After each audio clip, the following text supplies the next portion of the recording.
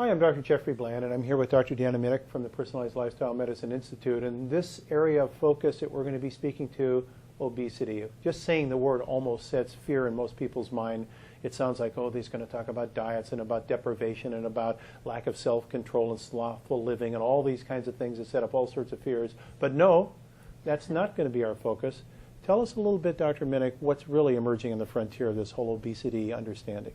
Well, I remember when I went to school and I learned all about the adipose tissue, and it was portrayed as a very inert tissue, that not much was happening. It was a storage depot for fat.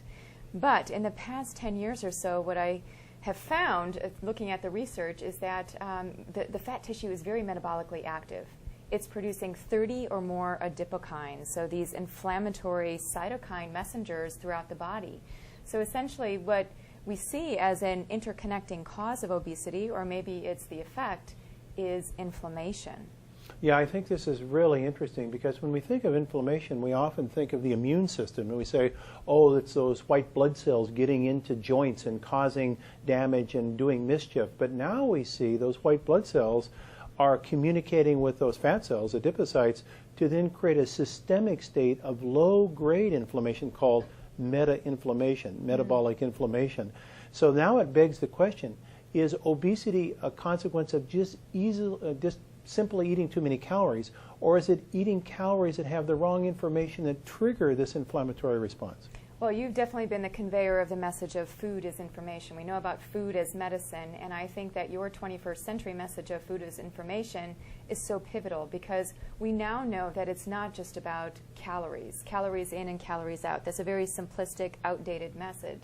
The message is that it's what we're bringing into the level of the cell so that it's communicating with the DNA and giving rise to these different proteins that make up our phenotype.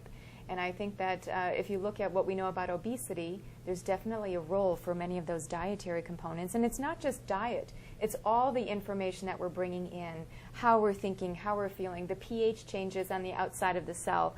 All of these things are coming into the cell and really changing up the cellular communication, the kinase effects. And so that really triggers in my mind, what about stress? Because people have spoken for years about, oh, I think stress influences weight in an individual, but other people said, no, there's no mechanism to understand that. Now what would seem maybe a mechanism is starting to be understood, that the hormones that are related to stress influence these fat cells, and they're associated with the immune system to trigger these responses that lead to storage of calories for a rainy day that never comes. You're absolutely right. All of that cortisol and seeing a suppression of the sex hormones, and then you start to see all of these imbalances, things like infertility and PCOS and a number of other things that start to increase as a result of these changes as a result of stress. So you can see this is going to be a very robust and interesting part of our information we provide on our 12 health conditions in the Personalized Lifestyle Medicine website. So come join us and check in to News to Use that's occurring every day in this extraordinarily important area.